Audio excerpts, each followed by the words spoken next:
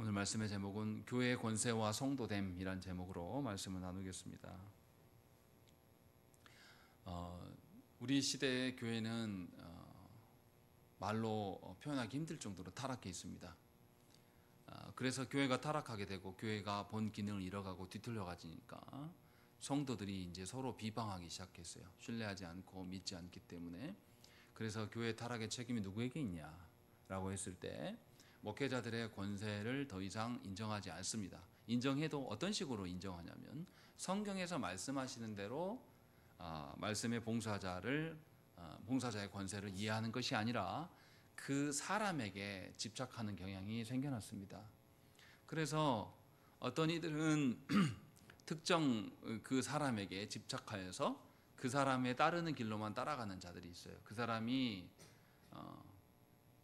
팥을 보고 콩이라고 해도 믿을 정도로 그런 일들이 조국 교회안에 일어나지 않습니까? 그래서 정광훈이나 소년보 같은 인간한테 너무나 많은 사람들이 따라가고 있어요. 분별력 자체가 상실한 것이죠. 또 반대로 교회 타락의 책임이 목회자들에게 있다 이야기해서 어떤 목회자도 존중하지 않습니다. 인터넷상에 보면, 페이스북에 보면 그런 분들이 꽤 많아요. 그래서 저도 그런 경험이 있는데 제가 뭐라고 한마디 쓰면 그분이 득달같이 달려들어가지고 목사가 이래서 되냐라고 하면서 막 비난하는 이야기, 굉장히 장문의 댓글을 씁니다. 이해는 돼요. 왜 이분이 이렇게 하고 있는가, 이분이 그간 교회에서 또 목회자들로부터 얼마나 멸시를 받았겠는가라는 건 다 압니다. 그런데 망각한 것이 있어요. 그런 식으로 양쪽 다부를 말하는 겁니다. 사람에게 집착하는 것이 하나님이 세우신 교회의 권세에 합당한 것인가라는 것, 또 반대로 교회가 타락했기 때문에 도대체 목사들은 믿을 수 없다, 그래서 전부 싸잡아서 교회 직분자들을 다 부정해야 될 것인가 라는 것의 문제가 우리 시대의 큰 숙제입니다. 그래서 성도들이 교회의 항존직의 개념을 잘 몰라요. 하나님께서 교회를 세워가는데 그 직분을 통해서 교회를 세워가시겠다고 한 것이지 그 사람을 통해서 세워가신다고 한 적이 없는데도 많은 한국교회 성도들이 그 사람이 계속되는 거라고 생각을 합니다. 그래서 은퇴했어도 은퇴 목사, 은퇴 장로라고 이야기합니다. 은퇴하면 장로가 아니에요. 목사가 아닙니다. 성도예요. 그런데 한국교회는 이상한 관념이 있습니다. 그래 의해서 어떻게 되냐면 은퇴 이후에도 목사와 장로가 교회에 개입하는 거예요. 그리고 정작 시무장로와 위임 목사가 있는데도 불구하고 꼭두각시로 만드는 이런 일이 그냥 자연스럽게 이루어지고 있습니다. 왜냐하면 하나님이 교회에 주신 권세에 대한 이해가 없다라는 겁니다. 오늘 본문에도 그것이 버젓이 드러납니다. 우리가 너무 잘 아는 본문인데 미리암과 아론이 모세를 비방합니다. 그런데 이 사건은 12장에서 갑자기 나온 사건이 아니에요. 우리가 지난주의 것들을 다시 떠올려야 됩니다. 11장으로 돌아가 보면 이스라엘 백성들이 단지 고기 먹는 문제로 인하여서 울면서 하나님을 향하여서 원망하고 푸념하는 것이 나타납니다. 그 이스라엘의 태도를 보면서 모세까지도 뭐라고 말하냐면 14절 말씀해 보시면 책임이 심히 중하여 나 혼자는 이 모든 백성을 감당할 수 없나이다 라고 이야기합니다. 모세도 자기의 직분에 대해서 합당하게 서 있지 못하고 사람들의 어떠함으로 인하여서 흔들리는 모습을 보여줍니다. 그래서 하나님께서는 70장로를 세우시고 모세의 짐을 덜어주는 장면이 나타나요. 그런데 이미 11장에서 흔들리는 모세의 모습이 나타났고 그것이 사건으로 불거진 것이 12장의 사건입니다. 그런데 이제 우리가 아는 것 중에 오해하는 것 중에 하나가 뭐냐면 미리암과 아론이 이 모세를 비방한 이유가 뭐였냐라는 것이죠. 구스 여자를 취하였기 때문에 비방한 거다라는 생각들을 많이 갖고 있습니다. 정말 그럴까요? 구스 여자가 누구인지를 알아야 됩니다.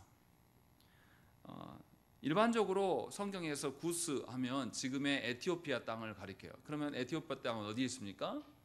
애굽을 넘어서 아프리카 쪽에 있는 거죠. 그러면 이 구스 여인은 아마 흑인이었을 것이다 라고 이렇게 짐작을 합니다. 그래서 모세가 이방인과 결혼해서 이런 건가? 라는 생각을 갖게 됩니다. 그런데 이것은 우리의 착각입니다. 성경은 성경으로 해석해야 될 필요가 있어요. 하박국 3장 7절 말씀에 보면 내가 본즉 구산의 장막이 환난을 당하고 미디안 땅의 휘장이 흔들리는도다라고 이렇게 말합니다. 우리 시대의 지명의 관념과 약간 달라요.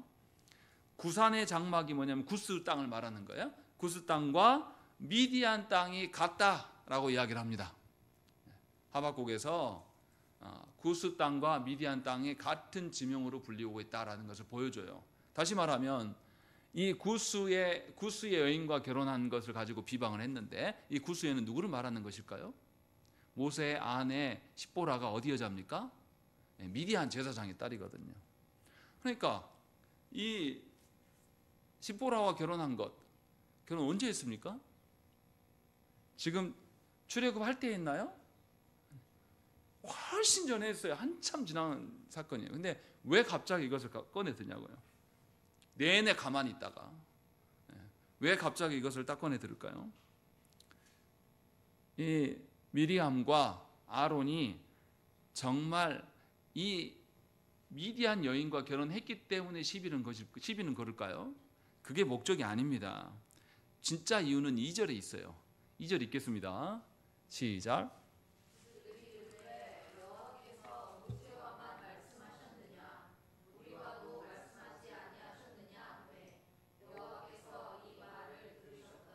예, 하나님께서 모세에게만 말씀을 주냐, 우리도 말씀을 주신다라고 이렇게 이야기를 합니다. 그러면 미리암과 아론이 어떤 역할을 하고 있는지 우리가 잘 이해를 해야 됩니다. 출애굽기 15장에 보면 모세의 노래가 나와요. 그때 이스라엘 백성들이 홍해를 건너고 난 뒤에 이제 애굽 군대가 다 물에 수장되고 나서 기뻐하면서 찬양하는 내용이 나타납니다. 그때 뭐가 나오냐면 아론의 누이 선지자 미리암이 손에 소고를 잡음에 모든 여인도 그를 따라 나오며 소고를 잡고 춤추니라고 되어 있습니다.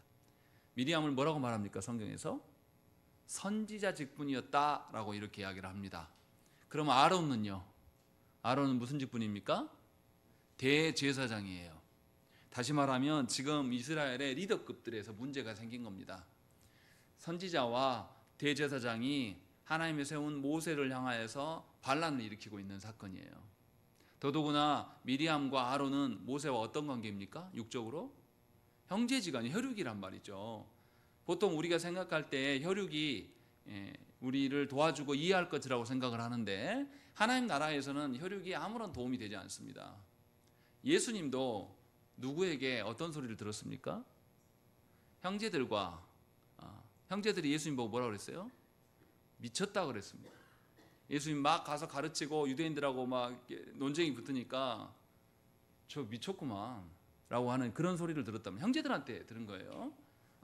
똑같이 지금 모세도 그런 상황에 있는 겁니다. 더더구나 이스라엘의 지도자급의 직분자들이 모세를 비난하고 나선 거예요. 생각을 해보세요. 왜 이렇게 비난하게 될 수밖에 없냐면 선지자도 하나님과 백성들 사이에 중개 역할을 합니다. 제사장 그룹도 하나님과 이스라엘 가운데 죄의 문제를 다루는 중개 역할을 하는 자들이에요. 그런데 지금 출애굽 상황 속에서 누구의 권세가 제일 높습니까? 모세의 권세는 직분으로 따지면 모세는 직분이 없어요. 뭐라고 말하기 애매합니다. 그런데 직분으로 따지면 누가 제일 높아 보여요? 아론이죠. 근데 사실 아론이 대제사장에 나아갈 수 있었던 근거는 무엇입니까? 모세가 하나님께서 모세에게 애굽으로 가라 할 때 모세가 뭐라고 합니까? 나 잘 말 못합니다. 그래서 세워놓은 사람이 누구예요? 아론이에요. 사실은 모세 때문에 아론이 세워진 거나 다름이 없습니다. 그런데 이 아론이 반란을 일으키고 있는 것을 이제 성경에 나타납니다. 뭐 때문에 그러냐라는 거죠. 권세의 문제라는 것입니다. 모세만 특별하냐? 우리도 하나님으로부터 말씀을 받는다라고 이야기를 해요. 모세만 특별히 받아서 말하는 것이 아니라 우리도 받는 자들인데, 사실은 이것 때문에 모세를 비방한 것입니다. 구스 여자와 혼인한 것은 그냥 핑계예요. 말을 만들어내려고 하는 이야기고, 그래서 분명하게 지금 이 미리암과 아론이 머리가 되고 싶은 욕망에 젖어서 이 일을 지금 벌이고 있는 것입니다. 그런데 분명하게 우리가 알아야 될 것들은 하나님이 세워놓은 질서는 이와 다르다라는 것입니다. 그리고 이것에 대해서 미리암과 아론이 모세의 권세를 무시할 때 뭐라 그러냐면 은사로 지금 무시하고 있어요. 하나님께 뭔가 계시의 말씀을 받는다라는 것. 우리도 똑같은 은사가 있다라고 하면서 지금 이것에 시비를 걸고 있는 겁니다. 보세요. 미리암과 아론이 생각하는 은사는 어떤 겁니까? 하나님께서 우리에게 각기 다양한 은사를 주신, 제가 말하는 이 은사 오해하시면 안 됩니다. 신비적인 어떤 은사를 말하는 게 아니라 교회 안에서 하나님이 주신 직분으로서의 은사를 말하는 거예요. 하나님 우리에게 은사 주시는 것은 교회를 잘 세워나가기 위함, 자기의 직분을 잘 감당할 수 있게 하시기 위해서 하나님 주시는 능력이에요. 그런데 미리암과 아론은 은사를 어떻게 생각한 겁니까? 은사를 통해서 누구를 돋보이려고 하는 겁니까? 자기 자신이에요. 모세만 하나님 말씀 직접 받는 게 아니라 나도 받아 라고 이야기하면서 은사를 가지고 뭐 하는 거냐면 교회를 세우는 일에 쓰는 것이 아니라 자기를 돋보이는 일에 쓰는 경우가 나타난다는 것입니다. 그러나 성경에서 분명하게 은사는 하나님께서 세우시는 하나님의 뜻을 이루어가는 데 의해서 사용할 대열 뿐이지 어떤 개인에게 속한 것이 절대 아닙니다. 그런데 한국 교회 안에서는 이러한 오해가 심각해요. 그래서 은사를 두고 나서 대립하고 싸우는 영향들이 나타납니다. 누구의 은사가 더 큰가, 누가 더 리더급인가를 놓고 다투고 분쟁하는 일이 많아요. 이것은 은사의 오용입니다. 하나님께서 이렇게 거짓된 은사를 사용하시는 자들은 절대 용서하지 않으세요. 하나님이 주신 능력을 가지고 도둑질한 거지 않습니까? 근데 지금 미리암과 아론이 그렇게 하고 있는 것이죠. 또 은사를 통해서 직분을 잘 세워야 되는데 직분이라는 것도 무엇입니까? 하나님께서 교회를 이루어가시는 데 있어서 직분자를 통해서 하나님의 말씀을 교회 안에 잘 세우게 하시는 역할을 하는 것뿐입니다. 그 직분자라는 그 사람이 어떻게 특별한 것이 아니라 그 직분이 특별한 거예요. 그 직이 하나님의 뜻을 구현하는 데 있어서 필요한 직인 뿐이지 일정한 기간이 지나면 성도는 그 직을 내려놔야 되고 내가 내려놓고 나면 누가 그 다음에 그 직을 이어갑니까? 또 다른 교회에 세워진 자로 인하여서 이어갈 뿐이에요. 그러면 우리는 직을 지켜야 합니까? 직분을 받은 그 사람을 지켜야 됩니까? 직을 지켜야 되는 거예요. 그 직이 A라는 사람이었다가 은퇴하고 B로 바뀐다고 해서 교회가 흔들리는 것은 이상한 교회입니다. 사람 따라가는 교회예요. 그런데 한국 교회는 그 직을 지키려고 하는 생각이 없어요. 그 사람을 지켜내려고 합니다. 그 사람 따라 움직이려고 하는 아주 고집스러운 악한 태도들을 갖고 있습니다. 그러나 분명하게 성경에서는 뭐냐면 그 직을 말하고 있는 것이지 그 사람을 말하고 있지 않아요. 성경에서 보십시오. 구약에 있는 많은 직분자들, 선지자와 제사장 왕이 어떻습니까? 일정 기간 있다가 어떻게 돼요? 때가 되면 어떻습니까? 그 직을 내려놔야 돼요. 우리 제사장 보세요. 제사장의 그 직분의 기간이 몇 세부터 몇 세까지입니까? 30세에서 50세로 제한하고 있습니다. 더 허락하지 않아요. 벽에 똥칠할 때까지 하는 게 그게 직분의 역할이 아닙니다. 분명하게 성경에서 제한 두고 있고 그 직이 온전하게 운영될 수 있도록 하나님 하라고 말씀하신 거예요. 그러면 이를 묻겠습니다. 그럼 교회가 직이 제 역할을 하려고 하면 그 직분자만 잘하면 됩니까? 모든 성도가 함께 힘써야 됩니까? 직이 온전해질 수 있는 것은 그 직분자 한 사람의 책무가 아니에요. 교회 모두가 하나님이 세우신 직분자가 온전하게 되려면 직분자의 그 기능에 협력하고 힘쓰고 동참해야 됩니다. 그러할 때라야 교회가 온전하게 세워질 수가 있는 거예요. 그러니까 교회 안에서 목사의 직이 잘 존중되고 세워지려면 말씀을 선포하는 일에 모든 교회의 성도들이 가장 중요한 일로 여기고 그 말씀의 근거대로 순종하면서 따라가는 일에 힘써야 되는 것이에요. 그 목사라는 그 사람 자체가 특별해서가 아니에요. 목사도 때가 되면 하나님께서 뭐 70세가 아니더라도 중간에 하나님께서 목회직을 내려놓게 하는 경우도 생깁니다. 그러면 그 목사가 직을 내려놨다고 해도 그 사람은 성도예요. 자기의 본 모습으로 돌아가야 됩니다. 이런 것이 있어야 되는 것이 지금 그 말을 하고 있는 겁니다. 그런데 지금 미리암과 아론은 착각하고 있는 겁니다. 자기의 직분의 특별함인 것이지 자기가 특별한 게 아니거든요. 근데 지금 이것을 근거로 인하여서 모세에게 대적하고 있습니다. 왜냐하면 모세만 특별하거든요. 뭔가 모세만 달라요, 자기들하고. 그래서 참을 수가 없는 것이죠. 그런데 이제 성경을 보세요. 뭐라고 말합니까? 2절 끝부분에 보시면 우리와도 말씀하지 아니하셨느냐 하매 여호와께서 이 말을 들으셨더라. 그리고 그 다음에 갑자기 이 사람 모세는 온유함이 지면의 모든 사람보다 더하더라 라고 되어 있습니다. 이게 뭔 소리입니까 갑자기? 왜 갑자기 모세가 온유하다고 이야기를 합니까? 온유함 이게 뭡니까? 우리는 온유함을 어떻게 생각합니까? 누가 막 뭐라고 해도 와서 감정이 요동하지 않으면서 싫은 소리 안 하고 이런 거 우리 온유함이라고 생각하잖아요.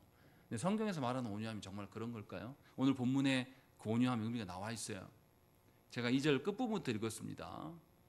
하나님이 들으셨고 모세는 지면의 모든 사람보다 온유하다라고 되어 있습니다. 이게 같이 연동되는 이야기예요. 보세요. 모세 입장으로 돌아가 보십시다. 자기의 형제들이에요. 자기의 형제들이고 또 이 형제들이 뭐냐면 이스라엘 공동체의 리더급들입니다. 직분자들이에요. 그런데 이들이 자기를 향하여서 반기를 들고 나와요. 그럼 여러분 기분 어떻겠습니까? 감정 상해요. 남도 아니고 식구가 그러면 더 열받습니다. 그게 사람이에요. 더군다나 리더급이 되들면 어떻습니까? 모세의 권위가 섭니까 안 섭니까? 백성들까지 있으니까 얼마나 당혹하겠습니까? 그런데 성경은 뭐라 그러냐면 모세는 온 지면의 사람보다 온유하다라고 말씀하고 있어요. 그리고 이 온유함이 하나님이 들으신 것과 연계되어 있다 이렇게 말하고 있는 겁니다. 이 온유하다는 의미는 뭐냐면 종이 주인이 뭔가를 종에게 맡기면 종은 어떻습니까? 주인이 명한 대로만 있으면 돼요. 뭔가 일이 잘못돼도 본인이 먼저 나서서 하는 겁니까? 아니면 주인이 어떻게 하시는가 보고 움직이는 겁니까? 주인이 보고 움직이는 것, 이게 온유함입니다. 착각하시면 안 돼요. 하나님께서 우리를 이끄시고 우리를 인도하실 것, 하나님의 처분대로 내가 서 있겠노라 라고 말하는 것이 온유함이에요. 그래서 자기의 형제이면서 이스라엘의 지도자급에 속하는 미리암과 아론이 자신을 향하여서 대들 때 모세가 당황하지 않고 하나님이 들으셨음을 알고 기다려요. 그래서 모세가 뭐 화냈다든가 뭐 한마디도 없어요. 우리 출애굽기를 돌아가서 생각을 해보십시오. 모세가 어떻습니까? 어떤 사람입니까 원래? 하나님의 계명을 받고 내렸을 때 이스라엘이 황금송아지 만들고 난리치니까 어떻게 합니까? 깨버려요. 쉽게 주신 돌도 깨는 사람이에요. 또 어떻습니까? 물이 쓰다 하니까 모세가 어떻게 해요? 바위를 하나님 쳐서 물 깨라니까 어떻게 합니까? 화가 나가지고 확 내려친단 말이에요. 이런 원래 성품의 사람이에요. 그런데 오늘 본문에 보면 모세는 뭐라고 했냐면 하나님이 미리암과 아론의 말씀을 들었음을 모세가 알아요. 그래서 모세가 1절 말하지 않습니다. 가만히 있어요. 왜 그러냐? 하나님께서 적절히 행하실 것들에 대한 믿음을 갖고 있기 때문에 하나님께서 들으셨음을 알고 있기 때문에 그는 나서지 않습니다. 심지어 그의 감정까지도 내보이지 않아요. 이게 온유함입니다. 하나님이 이루실 것에 대한 믿음을 갖는 것, 이게 온유함이지 우리가 흔히 한국에서 말하는 성품이 막 온유하다 이런 거 아니에요. 예수님 보십시오. 예수께서 어떻게 하십니까? 성전에 들어갔는데 성전에서 장사치들이 있어요. 예수님 어떻게 하셨습니까? 채찍을 그래가지고 채찍질로 막 패면서 주님 뭐라고 했습니까? 이 독사의 새끼들아 하면서 다 쫓아냈단 말이에요. 한국 교회가 통용하고 있는 온유함식으로 말하면 예수님 온유합니까? 온유하지 않습니까? 온유하지 않아요. 온유함과 저리가 먼단 말이에요. 성경에서 말하는 온유함이 그런 성격을 말하는 게 아니에요. 불의 앞에서 가만히 참고 있는 것이 온유함이 아니에요. 그런데 한국 교회의 타락한 자들이 자기들의 권세 아래 성도들한테 반항하지 못하게 만들려고 온유한 것이 그런 것처럼 말한단 말이에요. 온유한 것은 하나님의 인도하심, 하나님의 공의로우심을 믿는 겁니다. 내가 보기에 우리 시대의 사람들이, 우리 시대의 교회가 타락해서 불의함 가운데 넘쳐나는데 내가 화가 나긴 해요. 분노가 납니다. 이 분노는 내 개인적에서 흘러나오는 게 아니라 하나님의 공의로부터 근거한 분노는 있을 수 있습니다. 그러나 그렇다고 해서 분노에 잡아먹혀서 절망하고 낭망합니까? 아니요. 그렇지 않는다라는 거죠. 아무리 우리 시대에 타락한 교회가 있다고 할지라도 누구는 살아계셔요. 하나님은 살아계신 걸 믿어요. 이것이 온유함이라고 성경은 말하고 있는 겁니다. 그래서 모세는 뭐냐면 잠잠고 있습니다. 그런데 성경은 뭐라 그러냐면 또 이어서 4절에 뭐라고 합니까? 여호와께서 갑자기 세 사람을 불렀다 이렇게 말씀합니다. 여기서 갑자기라고 번역했는데요, 사실은 그냥 즉시라고 하는 게 좋아요. 모세가 하나님을 의존하며 가만히 있을 때 하나님께서 누구보다도 먼저 나서서 행하심을 보여줍니다. 이것이 모세의 온유함이에요. 그래서 하나님께서 이 모든 것, 모세의 독특한 권세가 무엇인지를 직접 나서서 해명해 주십니다. 첫 번째 뭐라 그러시냐면 하나님은 모세를 두고서 내 종이라고 이야기를 합니다. 7절 말씀 보세요. 내 종 모세는 그렇지 아니하다라고 말하면서 모세가 종임을 밝힙니다. 성경에서 특정 사람들에게 종이라고 부르는 경우는 매우 국한되어 있습니다. 몇몇 백에 부르지 않아요. 하나님, 우리는 많이 부를 거라고 생각하는데 한국교회에서 너나 나나 막 주의 종 했사니까 아무나 막 다 부른 줄 알아요. 근데 그러지 않습니다. 성경에서 하나님께서 종이라고 부르는 사람, 아브라함이나 갈렙이나 여호수아나 다윗이나 뭐 이런 사람들에게만 국한된 칭호입니다. 아무나에게 지칭하신 것이 아니에요. 그리고 두 번째로 더 특별한 게 있습니다. 7절 말씀 보면 그는 내 온 집에 충성함이라 라고 이야기합니다. 하나님의 온 집에 충성된 사람이었다라고 말하는 사람은 성경에 딱 두 사람밖에 안 나옵니다. 모세와 사무엘이에요. 두 사람에는 하나님께서 말씀하지 않습니다. 매우 특별한 케이스입니다. 그래서 하나님께서는 이들을 대할 때도 방법을 달리하십니다. 그것이 이제 위에 나와 있어요. 6절에 보십시오. 6절 읽겠습니다. 시작.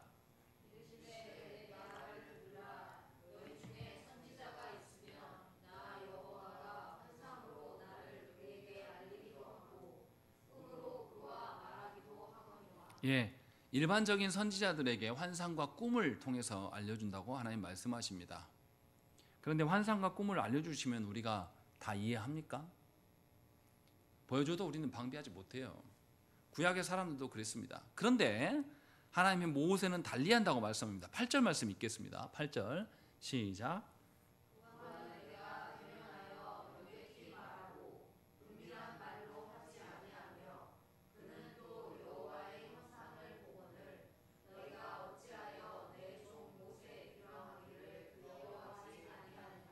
예, 8절에 분명히 뭐라고 하냐면 우리 성경에는 내가 대면하여 이렇게 되어 있습니다.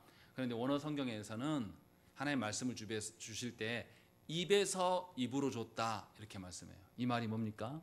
입에서 입으로 말을 줬단 말이 무슨 말이에요? 우리 아이들 말 배울 때 어떻게 합니까?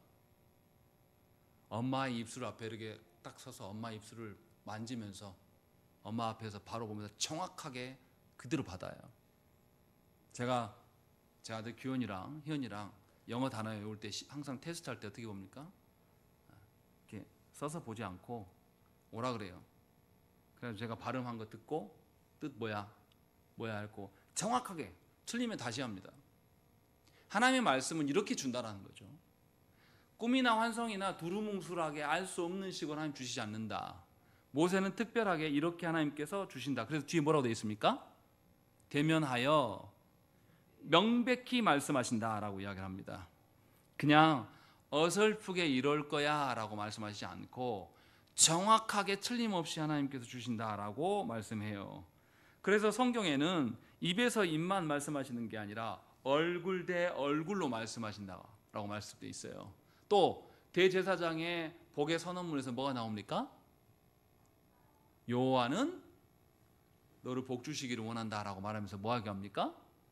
여호와의 얼굴을 내게로 향한다. 여호와의 얼굴을 내게로 비춘다라는 이야기하면서 직접 하나님을 대면한다라는 이야기들이 많이 나타나요. 하나님은 당신의 직분자들에게 이렇게 사용하시는 것이지 두루뭉술하게 알 수 없는 방식으로 뭔가 사람의 해석이 필요한 방식으로 하나님께서 주시지 않는다고 말씀하고 있어요.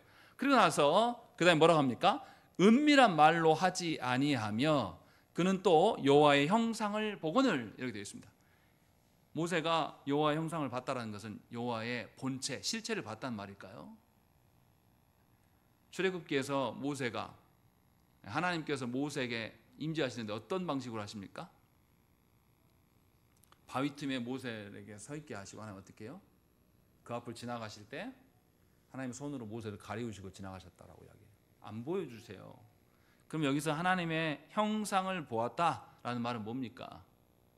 하나님의 임재를 누구보다도 구체적으로 경험한 바가 있다라는 것을 이야기합니다. 틀림없이 아주 또렷하게 지금 모세에게는 그렇게 하나님께서 보이신다라고 말씀하고 있는 것이죠. 그래서 분명하게 거짓된 자들하고는 다르다라고 하나님께서 말씀하고 있는 거예요. 일반 사람들이 꿈이나 환상을 본 것이 정말 하나님의 뜻인지 8절과 비교해서 이야기하면 그것은 은밀하게 말하는 것이고 불명확하게 말하는 겁니다. 잘 몰라요, 우리는. 그것을 보아도. 그것을 가지고 네가 모세하고 같다고 이야기하냐, 하나님께서 그 이야기를 하고 있는 겁니다. 다르다라고 말하는 거죠. 그런 거 아니다라고 말씀하시면서 모세만 특별한 존재임을 하나님께서 세우셔요. 그렇게 해서 진짜와 가짜를 하나님께서 구별하십니다. 그런데 이런 장면이 성경에 또 나와요. 에레미야 23장을 말씀 보면 에레미야가 이스라엘에게 뭘 선포합니까? 하나님이 어떻게 하신다? 유다를 어떻게 하신다? 심판해서 멸망케 하실 것이다. 그리고 바벨론 포로로 너희 끌려갈 거야 라고 이야기를 해요. 그때 유다에 있는, 예루살렘에 있는 선지자들이 뭐라고 말합니까? 거짓 선지자들이, 야, 성전이 우리한테 있는데 뭘 망해? 안 망해. 저 나쁜 놈 저 봐라. 우리도 환상 보고 우리도 할 거 다 해. 그런데 하나님 우리한테 말했는데 절대 안 망해. 예루살렘이 있으니까, 성전이 있으니까 그럴 일 없다라고 말하면서 에레미야를 모함하고 처벌하라고 이야기를 합니다. 그때 에레미야가 뭐라고 말하냐면 자신이 여호와의 회의에, 하나님이 보여주는 회의에 직접 참여해서 하나님께 직접 말을 들었다라고 이야기해요. 그러면서 나는 하나님의 말씀을 전하는데, 전하는 목적이 뭐냐면 너희를 악에서 돌이키게 하기 위한 말씀을 하나님이 주셨고 그 일을 전하는 것이다 라고 말해요. 그런데 거짓 선지자들은 뭐라고 그러냐면, 계속 뭐라고 하냐면 평안하다 평안하다고 이야기한단 말이죠. 마치 한국교회 성도들이 예배당에 나와서 하나님의 말씀을 들으면서 힘을 얻고 위로가 되고 싶고 잘 되는 말 듣고 싶은 것처럼, 그것이 마치 진짜인 것처럼, 그래서 설교에서 죄를 말하고 그들에게 돌이키라고 말하고 하나님의 심판을 선언하면 한국교회 성도들이 눈 닫고 입 가리면서 싫어하는 것과 같다라는 거예요. 그래서 교회가 이 모양이 이 꼬라지가 된 것이죠. 그래서 진짜 설교자가 누군지를 몰라요, 우리가. 그래서 그냥 교회가 크면, 외형적으로 크면 사람들이 다 거기에 몰려갑니다. 큰 교회 목사가 말하면 진리라고 생각을 해요. 성경에서 무엇을, 성경에서 명확하게 하나님께서 우리에게 성경 주신 이유가 무엇입니까? 입에서 입으로, 대면하시는 말씀으로 명백하게, 은밀하게 주시는 것이 아니라 명백하게 밝게 주시는 말씀으로 주셨음에도 불구하고 이 성경이 있는데도 우리는 설교자의 말만 듣고 있어요. 말씀을 통해서 정말 그 설교자가 말씀대로 한 것인가 다시 집에 돌아가서 읽으면서 확인하면서 명백한 것인가 아닌가를 확인해야 되는데 우리는 그렇지 않습니다. 아주 게을러요. 그리고 설교자한테 내 영혼까지 다 맡깁니다. 그랬다가 나중에 설교자가 범죄하거나 설교자가 내 기대에 차지 않으면 바로 버립니다. 죄 때문에 그래, 죄 때문에. 내가 이렇게 된 거 죄 때문이야 라고 이야기하는 것입니다. 하나님께서 하나님 나라 앞에 섰을 때 우리가 그렇게 한다고 해서 하나님 이해하시겠습니까? 그런 우리들 향해서 아이고 그래 너 잘못 없어, 그 목사놈이 문제지, 이러실 것 같습니까? 그렇지 않습니다. 분명히 에레미야 선지자는 이야기를 해요. 거짓 목자와 참된 목자를 구별해야 될 것이 너희들의 의무다 라고 말씀합니다. 그래서 성도들에게 반드시 말씀에 대한 분별력이 필요합니다. 그래서 에레미야가 뭐라고 말하냐면 하나님의 말씀은 불과 같고 바위를 쳐서 부스러뜨리는 방망이와 같다. 이런 하나님의 말씀 앞에 어떻게 구별이 안 될 수가 있냐라고 말하면서 모든 성도들은 말씀에 대한 분별력을 갖춰야 된다라고 말합니다. 심지어 모세도 신명기의 말씀에서 이야기를 해요. 신명기 18장 21절과 22절 말씀에 네가 마음속으로 이르기를 그 말이 여호와께서 이르신 말씀인지 우리가 어떻게 알리오 하리라. 만일 선지자가 있어 여호와 이름으로 말한 일에 증언도 없고 성취함도 없으면 이는 여호와께서 말씀한 것이 아니요 그 선지자가 제 마음대로 한 말이니 너는 그를 두려워하지 말지니라 라고 이야기합니다. 분명하게 가나안 땅에 앞두고 있는 이스라엘 백성들에게, 출애굽 2세대들에게, 1세대들은 망해서 다 죽었어요. 불순종함으로 말미암아. 2세대들에게 하나님 뭐라고 말씀하시냐면 하나님의 말씀을 전하는 자가 말씀을 전하면 그대로 성취될 것이다. 그렇게 분별해라 라고 하면서 분별하는 방식까지도 요청합니다. 그래서 지금 그 이야기를 하고 있는 거예요. 그러니까 착각하지 말라라는 거죠. 뭔가 환상을 보았다, 꿈을 꿨다고 해서 그 사람이 진짜냐? 아니라는 겁니다. 분명하게 하나님의 말씀으로 명백하게 주신 말씀에 근거하여서 참된 선지자를 봐라. 이것이 너희의 역할이다 라는 것을 지금 모세를 하나님께서 대변해 주시면서 모든 이스라엘 백성들에게 말씀하고 있어요. 그리고 나서 하나님 말씀하시고 난 다음에 어떻게 하십니까? 떠나가십니다. 9절에 여호와께서 그들을 향하여 진노하시고 떠나심에 10절에 어떻게 되어 있다고 그랬죠? 미리암은 나병에 걸려 눈과 같더라 라고 되어 있습니다. 그런데 아론이 미리암을 본즉 나병에 걸렸는지라 라고 되어 있습니다. 이상하지 않습니까? 미리암과 아론이 반란했잖아요. 근데 왜 미리암만 하나님 치십니까? 여성들 억울하지 않습니까? 여자라고 해서 이런가? 라는 생각이 들어요. 어떤 사람도 이렇게 해석합니다. 아론이 직분이 뭡니까? 대제사장이니까 아론이 부정해지면 이 공동체를 못 이끄니까 하나님께서 막으신 거다. 이렇게. 근데 그런 성경에 증거는 없어요. 근데 오늘 본문에 나와 있습니다. 왜 그렇게 한 건지. 1절 말씀 보세요. 모세에게 처음에 비방하였던 사람의 이름의 순서를 잘 보십시오. 누가 먼저 나옵니까? 미리암이 먼저 등장을 합니다. 더더구나 우리 한글 성경에는 잘 나타나지 않지만 원어 히브리어 성경에는 명확하게 나와 있어요. 히브리어 성경의 특징은 뭐냐? 우리 언어가 약간 달라요. 주어가 무엇냐에 따라서 동사의 형태가 바뀝니다. 주어가 복수형이면 복수 형태의 동사가 와야 돼요. 그런데 여기 주어를 봐보세요. 비방하니라 라고 되는데 비방함의 주체가 누구예요? 미리암과 아론이에요. 두 사람이잖아요. 그러면 복수 형태가 와야 돼요. 그런데 동사가 복수 형태로 오지 않았습니다. 3인칭 여성 동사형으로 와 있습니다. 그럼 주체가 누구란 소리예요? 미리암이란 소리입니다. 미리암이 비방하는 주체였다라고 말하고 있고 아론은 어떤 사람이에요? 동조한 사람이다 라고 해요. 그래서 하나님께서 누구를 치셨습니까? 미리암을 치셨다라는 거죠. 그러니까 우리가 원어 성경으로 봐야지 조금 더 이해되는 게 많아요. 분명하게 그렇게 말씀하고 있습니다. 그렇게 해서 하나님이 아론을 징계하지 않으십니다. 미리암만 치셔요. 주동자를 하나님 치심으로. 그때 이제 아론이 태도를 보십시오. 아론이 어떻게 합니까?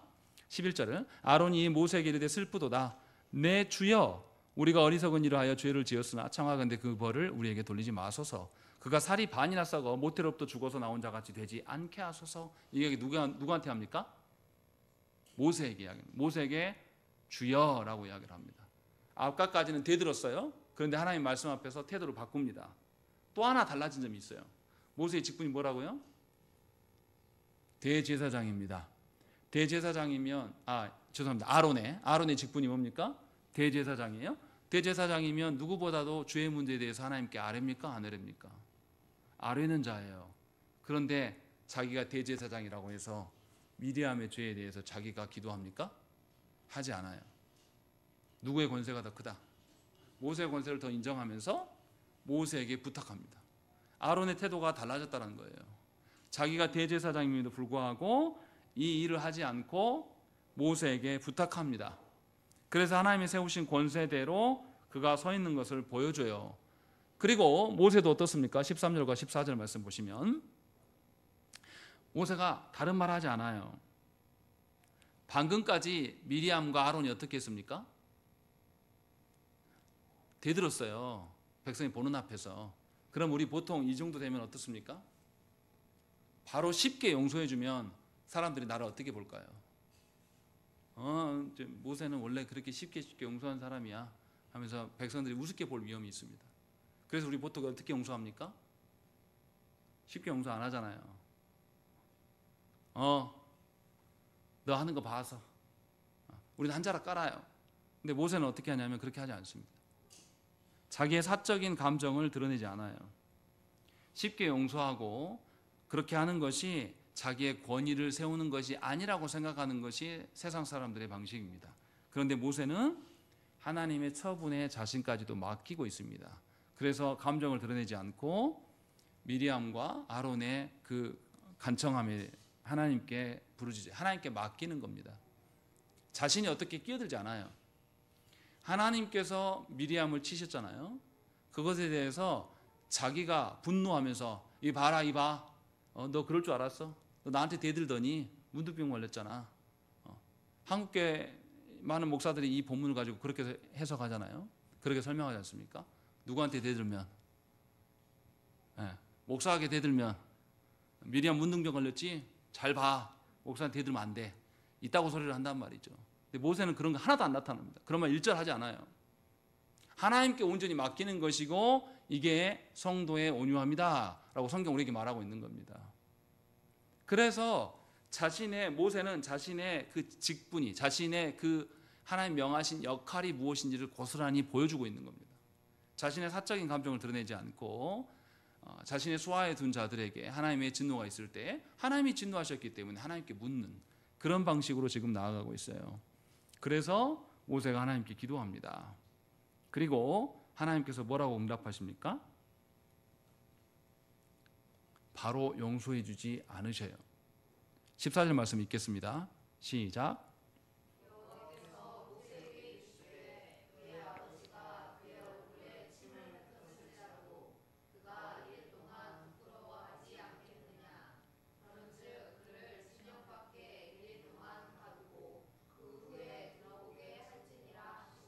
예, 이게 뭘 보여주는 겁니까? 하나님 앞에서 불순종하였을 때 가장 큰 일이 뭐다라고 보여주는 거예요. 문둥병 걸린 게 중요한 게 아니에요. 지금 뭐하라고 하나님 말씀하십니까?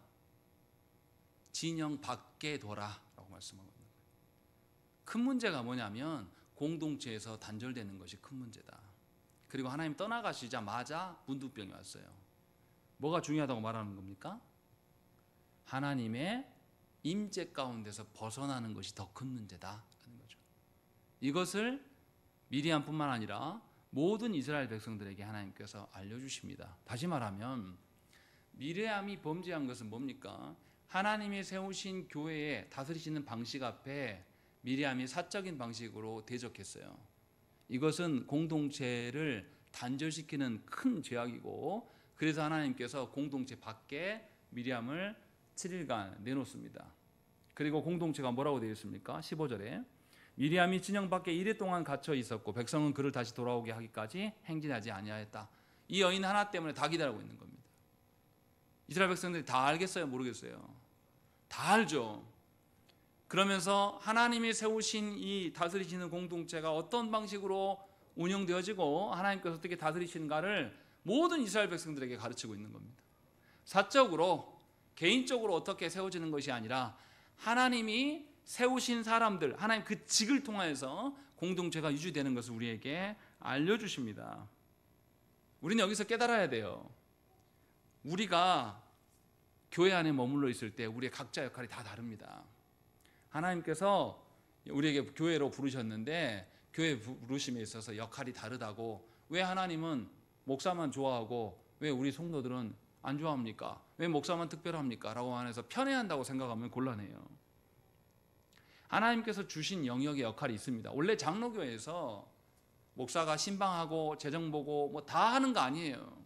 원래 장로교회 직분은 목사는 설교하고 장로는 설교한 대로 성도들이 살아가고 있는가 신방하는 역할이에요. 그리고 장로가 처리하지 않는 경우에 한해서 목사가 성도 중에 일부를 신방하는 그런 역할로 원래 기능입니다. 그리고 집사는 교회 안에 있는 성도들의 장로와 협력해서 은밀하게 그들이 하나님 앞에 살아갈 수 있는지 없는지 구제하는 역할을 하는 역할이에요. 근데 한국교회는 이 기능을 다 잃어버렸습니다. 그래서 전부 목회자한테 온 거예요. 누구 책임입니까? 잘못 가르치는 목사의 책임도 있지만 직분자들의 직무유기도 있는 겁니다.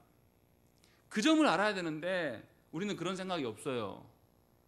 나는 목사가 아니니까 목사 니네들 책임, 또 목사들도 성도가 순종 안 하니까 니네들 책임, 이러고 있는 거죠. 그러나 분명하게 하나님께서 우리에게 보여주고 있는 겁니다.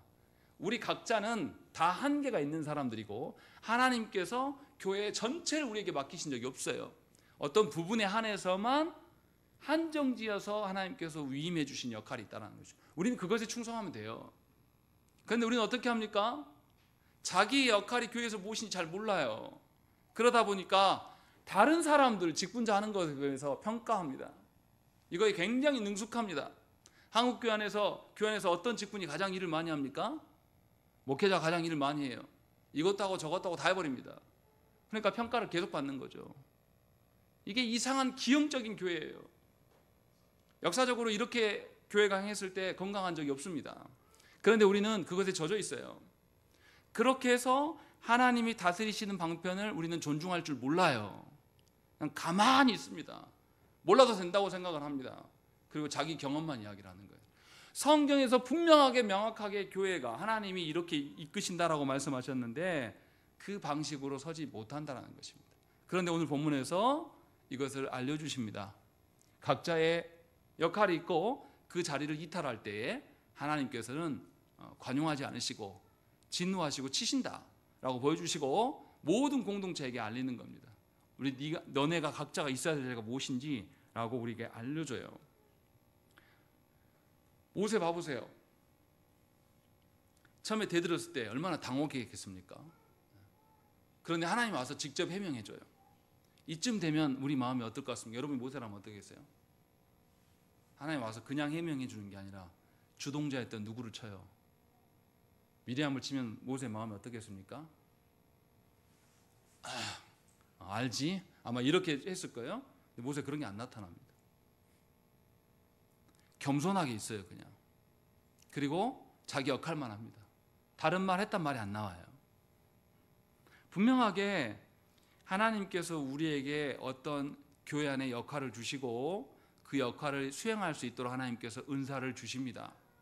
우리는 그것을 통해서 하나님이 나에게 관여하고 계시고 내 행하신 일의 앞길을 열어주시는 하나님이시다라는 것을 보면 되는 것이고, 그걸 통해서 나를 세우는 것이 아니라 교회를 세워가는 방식으로 우리가 서야 되는 것입니다. 그렇게 해서 우리가 하나님께 받은 교회 안에서의 직무가 무엇인지를 명확히 아는 게 굉장히 중요합니다. 그렇게 직무가 아는 자들이 하나님이 주시는 은사를 합당하게 활용할 수가 있는 것이고 하나님의 역사를 보게 된다는 것입니다. 중요한 것은 이제 여기서부터요. 결론 지으려고 합니다. 그러면 모세 같은 사람이 교회 안에 있습니까? 출애굽기 34장, 신명기 34장에 보면 이런 자가 없다고 말해요. 뭐라 그러냐면 신명기 34장 10절 말씀에 그 후에는 이스라엘에 모세와 같은 선지자가 일어나지 못하였나니 모세는 여호와께서 대면하여 아시던 자요라고 이야기합니다. 모세 외에는 없었다라고 이야기를 해요. 그러면 구약의 모든 직분자들은 어떻게 살아가겠습니까? 모세처럼 되기를 소망하면서 살았을 거예요. 근데 신명기에서 바로 말해요. 오래 가지도 않습니다. 신명기에서, 그러니까 가나안 땅을 앞두고 있는 이스라엘 백성들에게 다 모세가 설교하고 모세가 죽어요. 그런데 성경에서 뭐라 그러냐면 모세와 같은 선지자가 다시는 있다 없다. 없다고 말씀해요. 모세가 그러면 어떤 자라고 말하는 겁니까? 뭔가 특별하고 유일무이한 자다라는 것을 성경은 말하고 있어요. 그래서 구약의 모든 선지자들은 모세처럼 되기를 소망했어요. 모세가 누구를 드러냅니까? 예수 그리스도를 드러냅니다. 그래서 그런 사람이 없고 하나님의 약속하신 메시아가 올 것이다 라고 말씀하는 거예요. 그래서 구약의 선지자들은 그런 식으로 메시아를 소망했습니다. 그래서 이 소망이 신약시대에 궁극적으로 예수 그리스도께서 오심으로 말미암아서 모든 것을 다 이루십니다. 그래서 히브리서 3장에 그 말이 나와요. 아예 대놓고 나옵니다. 히브리서 3장 5절과 6절 말씀에 또한 모세는 장래에 말할 것을 증언하기 위하여 하나님의 온 집에서 종으로서 신실하였고 라고 되어 있습니다. 우리가 아까 하나님께서 뭐라고 말씀하셨습니까? 8절에 모세가 하나님의 종이고 그 다음 뭐라고 그랬죠? 하나님의 온 집에 충성된 자였다라고 말해요. 그런데 히브리서 말씀에서 뭐라고 하냐면 하나님의 온 집에서 뭐로 신실했다? 종으로서 신실했으나 그 다음이 중요합니다. 그리스도는 하나님의 집을 맡은 아들로서 그와 같이 하셨다라고 말씀하고 있는 겁니다. 모세가 구약시대에 모세 같은 이가 한 명도 없었는데 아주 특별한 존재였는데 모세는 그냥 종으로서 한 것뿐이다. 그런데 신약에 오셔서 누가 예수 그리스도께서 뭐로 하셨다? 아들로서 그 일을 행하셨다라고 말씀합니다. 그럼 궁극적으로 누가 행하신 겁니까? 아들 대신 예수 그리스도께서 행하신 것이고 모세는 누구를 보게 하긴 그림자예요. 예수 그리스도를 보게 하긴 그림자라고 성경은 말씀하고 있는 거예요. 그러면 이제 12장에서 하고 있는 내용을 우리 잘 생각을 해야 됩니다. 하나님께서 모세를 통해서 드러내고 하는 것은 모세 자체가 아니에요. 누구를 드러내기 위함입니까? 그리스도를 위하여서 드러내기 위함이에요. 그런데 그리스도께서 오심으로 말미암아서 꿈이나 환상이나 두루뭉실하게 하나님의 뜻을 전달하는 것이 아니라 그리스도께서 오심으로 말미암아서 우리한테 어떻게 해요? 아주 명백하게 주님의 입으로 하나님의 말씀을 가르치도록. 그래서 교회 안에는 사도성이 있습니다. 이 말이 무엇이냐면 교회가 성경을 해석하는 방식을 누구로부터 찾아야 돼요? 예수 그리스도로부터 받습니다. 예수께서 공생의 3년 동안 제자들에게 뭘 가르치셨습니까? 말씀을 가르치셨어요. 그래서 예수님께 직접 말씀을 가르침을 받은 자들을 우리 뭐라고 합니까? 사도라 그래요. 그리고 사도로부터 성경 해석을 배우고 따라간 그 다음 세대들은 뭐냐면 교부라고 이야기를 합니다. 그래서 교회가 사도로부터 시작되고 그 교부들로 말씀의 해석이나 신앙 고백이나 이런 것들이 토대를 갖춰가면서 우리가 아는 것처럼 성경에는 없지만 삼위 하나님에 대한 고백으로 나타난 게 뭡니까? 사도신경이 교회에서 완성이 됩니다. 이게 누구로부터 왔냐? 그리스도로부터 왔다. 그래서 다른 어떤 특별한 은사보다, 특별한 기적과 신비보다 뭐가 더 중요하다? 그리스도로부터 오셔서 얼굴로 입에서 입으로 명백하게 주신 말씀이 훨씬 더 중요한 것이고, 이 말씀을 지켜내기 위해서 하나님은 교회 안에 직분자를 두게 하시고 그 직분자는 그리스도를 조망할 수 있도록 그렇게 교회를 이끌어 가심을 우리에게 말씀하고 있는 것입니다. 이 일을 하나님께서 우리 시대에 갑자기 하신 게 아니에요. 구약에 있는 백성들에게, 출애굽한 구원받은 이스라엘 백성들에게도 모세를 통하여서 뭔가 하나님과 우리의 중보자 역할이 무엇인가를 모세를 통해서 상징적으로 보여줬어요. 모세는 따로 직분을 말하지 않습니다. 성경에서 분명히 미리암 선지자가 있고 또 제사장 아론이 있어요. 그런데 또 다른 존재의 모세가 있단 말이죠. 그렇게 해서 하나님께서 친히 내가 세운 사람이라고 대변해 준 사람 모세가 유일해요. 그래서 우리에게 그리스도로 말미암아서 구원의 어떠함이 우리에게 존재하는 것을 알려주십니다. 그러니 저와 여러분들은 교회로서 그리스도를 통한 하나님의 말씀을 통한 그리스도의 몸으로서 우리가 존재해 나가야 돼요. 그것을 위하여서 하나님께서 교회에 직분을 주셨습니다. 그래서 우리는 그 직을 세우기 위해서 힘써야 돼요. 그리고 그 직이 교회 안에 온전하게 작동될 수 있도록 모든 성도가 힘쓰고 순종해야 되는 것입니다. 그것이 하나님이 말씀하시는 교회의 권세입니다. 그러할 때 교회는 개혁돼요. 그렇지 않고 너무나 안타깝게도 조국교회 모든 기능들이 다 누구에게 가 있습니까? 목회자 1인에게 다 가 있어요. 생각을 해보세요. 교회 안에 최종 결정권자가 누굽니까? 담임 목사예요. 인사권도 누가 갖고 있어요? 담임 목사가 갖고 있습니다. 설교권은요, 제일 중요한 설교권도 담임 목사가 갖고 있습니다. 성도들 신방하고 뭐 하는 것도요, 다 담임 목사가 갖고 있어요. 원래 하나님 이렇게 주신 게 아니거든요. 그런데 우리가 그렇게 살아가고 있다는 것입니다. 그러니 우리가 우리 자신을 잘 돌아봐야 돼요. 과연 여러분들은 교회의 어떤 직을 지켜내기 위해서 살아가는 자들입니까? 분명하게 하나님의 선하신 뜻이 명백하게 여러분들의 가정과 이 교회 위에 세워질 수 있도록 힘써야 됩니다. 이 교회 안에 없는 직에 대해서 우리가 슬퍼할 줄 알아야 되고, 그 직이 없기 때문에 더 우리가 힘을 써서 하나님의 온전한 명백한 뜻이 이 교회 가운데 세워질 수 있기를 소망하셔야 되는 것입니다. 그러할 때 우리는 하나님의 선하심을 볼 수가 있습니다. 함께 기도하겠습니다.